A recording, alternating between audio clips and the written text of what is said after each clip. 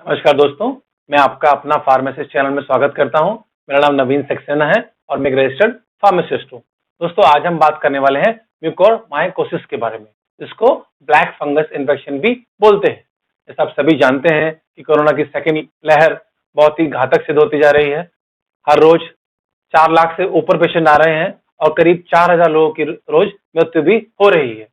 ये कोरोना का जो सेकेंड लेयर है, इसमें काफी सारे बदलाव आए हैं, नए नए स्ट्रेन आए हैं, नए नए लक्षण आ रहे हैं और अभी एक नई प्रॉब्लम आ रही है जिसको हम म्यूकोरमाइकोसिस बोल रहे हैं।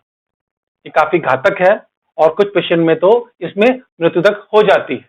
तो आज मैं आपको बहुत ही सिंपल भाषा में बताऊंगा कि म्यूकोरमाइकोसिस क्या होती है, कैसे ये फैलती है, क्या क्या इसके सिम्टम होते हैं, क्या क्या इसके कॉम्प्लिकेशन हो सकते हैं, क्या ट्रीटमेंट है और अगर कुछ प्रिकॉशन है, प्रिवेंशन है तो वो क्या है और कैसे इससे हम बच सकते हैं। तो चलिए हम चलते हैं और जानते हैं म्यूकोरमाइकोसिस के बारे में। देखिए, ये ब्लैक फंगस इन्फेक्शन है, ना तो ये वायरल इन्फेक्शन है, ना ही ये बैक्टीरियल इन्फेक्शन है। ये एक फंगल इन्फेक्शन है। ये काफी सीरियस होता है लेकिन काफी रेयर भी होता है। देखिए, इसको जो फैलाने वाली है वो एक फंगस होती है जिसका नाम है म्यूकोरमाइसिट्स। ये वैसे तो हमेशा वातावरण में रहती है, लेकिन जिन लोगों की इम्यूनिटी कम होती है और या वो कुछ और बीमारियों से ग्रसित रहते हैं, उसमें इसके इन्फेक्शन के चांसेस बहुत बढ़ जाता है और इसलिए ये बहुत घातक है क्योंकि इसमें जो है मृत्यु दर करीब 50% है। मॉर्टेलिटी रेट बहुत ज्यादा हाई है। देखिए, म्यूकोरमाइकोसिस जनरली उन पेशेंट में देखी जाती है जो लोग कोविड-19 से, कोरोना इन्फेक्शन से रिकवर हो गए हैं या रिकवरी की स्टेज पे है, लेकिन साथ में उनको डायबिटीज है या किडनी फेलियर है, हार्ट फेलियर है या कैंसर है। लेकिन सबसे ज्यादा पेशेंट, करीब 80% पेशेंट वो हैं जिनको डायबिटीज की प्रॉब्लम है। उनमें ये सबसे ज्यादा देखे जा रहा है। जो पेशेंट रिकवर हो रहे हैं या रिकवर होकर घर पे चले गए हैं और वो डायबिटिक हैं, ऐसे में चांसेस बहुत ज्यादा बढ़ जाते हैं म्यूकोरमाइकोसिस के। ठीक, और एक दूसरा कारण है, जिन पेशेंट में इनिशियल स्टेज में स्टेरॉइड का यूज किया गया है, कोविड-19 पे जो पेशेंट हैं उनमें स्टेरॉइड के यूज से भी कई बार ऐसा देखा गया है कि ये फंगल इन्फेक्शन हो जाता है, जो काफी घातक सिद्ध हो सकता है। इसके लिए आपको बगैर डॉक्टर की प्रिस्क्रिप्शन के, बगैर सलाह लिए स्टेरॉइड का यूज कभी भी नहीं करना चाहिए। और तीसरा, क्योंकि जो म्यूकोरमाइकोसिस है, ये ट्रिगर कहां पर होती है? कोविड-19 पेशेंट में जो इन्फेक्शन होता है उसमें काफी सारे चांसेस हो जाते हैं, क्योंकि उसमें क्या होता है, पेशेंट की इम्यूनिटी काफी कम हो जाती है और ऐसे में ब्लैक फंगस इन्फेक्शन होने के चांसेस बहुत बढ़ जाते हैं।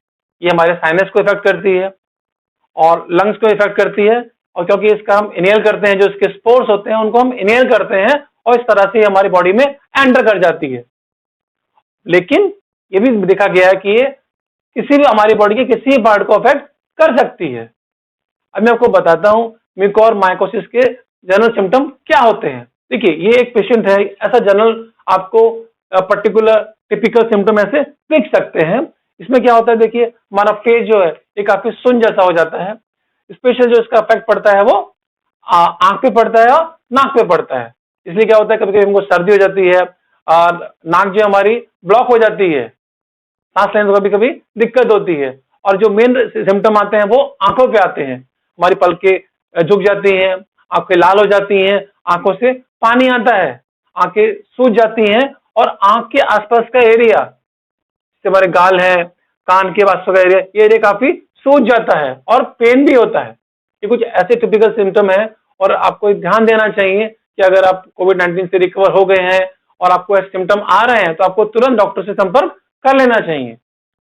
कभी कभी पेशेंट को कफ, फीवर और हेडेक भी होता है और नाक से कभी कभी गंदी स्मेल भी आती है। ये भी कुछ ऐसे सिम्टम है जिसको हम समझ सकते हैं कि ये अर्ली साइन है म्यूकोरमाइकोसिस के।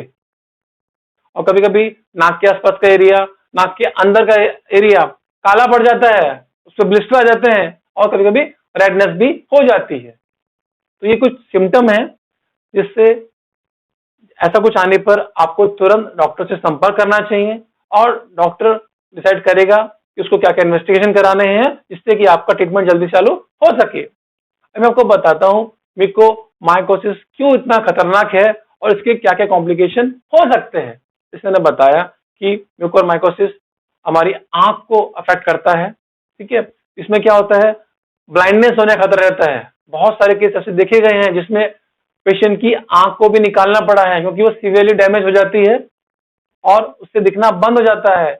और यहां तक ऐसा देखा गया है कि 1/3 पेशेंट में ब्लाइंडनेस आ जाती है या उसकी आंख निकालनी पड़ती है। तो ये बहुत ही सीरियस और घातक बीमारी है। बहुत सीवियर पेन होता है आंख में और या आसपास के एरिया में, सर में बहुत सीवियर पेन होता है, ये भी इसका कॉम्प्लिकेशन है। और अगर ये फंगल इन्फेक्शन ब्रेन में पहुंच गया आर्टरीज के थ्रू, ब्लड सप्लाई के थ्रू आंखों से, तो पेशेंट की मृत्यु भी हो जाती है। और मैं आपको बता दूं यहाँ पर कि म्यूकोरमाइकोसिस में जो मोर्टेलिटी रेट है, मृत्यु दर है, वो करीब 50% है। मतलब 100 में से 50 लोगों की मृत्यु हो सकती है। तो आप समझ सकते हैं कि ये कुछ आम बीमारी नहीं है, ये बहुत ही सीरियस इश्यू है। और डॉक्टर लोग ट्राई कर रहे हैं कि किस तरह से इसको अर्ली स्टेज में ही डायग्नोस किया जाए और इसका ट्रीटमेंट स्टार्ट किया जाए। मैं आपको बताता हूं किस तरह से इसका ट्रीटमेंट किया जा सकता है। देखिए, इसके लिए एंटी फंगल इंजेक्शन दिया जाता है, जिसको बोलते हैं एम्पिटेरिसिन बी। एम्पिटेरिसिन बी का इंजेक्शन देने से, टाइम पे देने से काफी हद तक म्यूकोरमाइकोसिस को कंट्रोल किया जा सकता है। ये इंजेक्शन को जनरली दिन में 3 बार देना पड़ता है और ऐसा कभी कभी 21 दिन तक करना पड़ता है। ये काफी कॉस्टली इंजेक्शन है, तो ये ट्रीटमेंट भी काफी एक्सपेंसिव हो जाता है, लेकिन काफी केसों में इस इंजेक्शन के द्वारा अच्छी रिकवरी देखी गई है।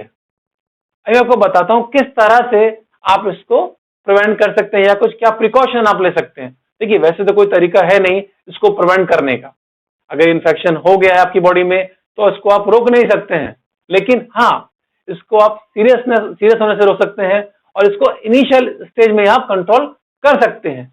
इसमें आपको बताया कि अगर आपको कोई इनिशियल फेज में सिम्टम दिखता है और आप डायबिटिक हैं तो आपको बहुत ध्यान रखना है अपना। जैसे आपकी रिकवरी हो जाती है या आप घर पे आते हैं कोविड-19 इन्फेक्शन के बाद और आपको कोई सिम्टम दिखते हैं, जैसे वो सिम्टम बताए थे मैंने, आपको इमीडिएटली डॉक्टर से संपर्क करना है और डॉक्टर डिसाइड करेगा कि आपको किस तरह का ट्रीटमेंट देना है। और अर्ली ट्रीटमेंट स्टार्ट होने से आपको सीरियस कॉम्प्लिकेशन आने से आप बच सकते हैं। आपको जो मैं कुछ जनरल तरीके बता रहा हूं जिस तरह से आपको कुछ हेल्प मिल सकती है। देखिए, एक हल्दी वाला दूध पीने से आपको काफी फंगल इन्फेक्शन में आराम पड़ सकता है, बिकॉज हल्दी में कुरक्यूमिन होता है जो एक एंटी फंगल का काम करता है। आप बीटाकाइन रेडी गार्गल का भी यूज कर सकते हैं कि अगर गले में कुछ इन्फेक्शन रहेगा तो वो भी उससे काफी हद तक ठीक हो जाएगा। और आपको अपना डायबिटीज कंट्रोल रखना है।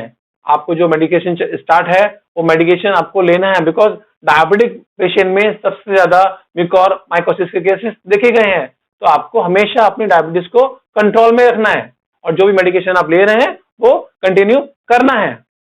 और सबसे बड़ी बात आपको याद रखनी है कि स्टेरॉइड का यूज आपको स्ट्रिक्टली अपने डॉक्टर की प्रिस्क्रिप्शन के अनुसार ही करना है।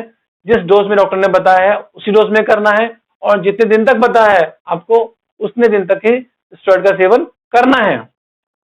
आपको हमेशा साफ पानी यूज करना है,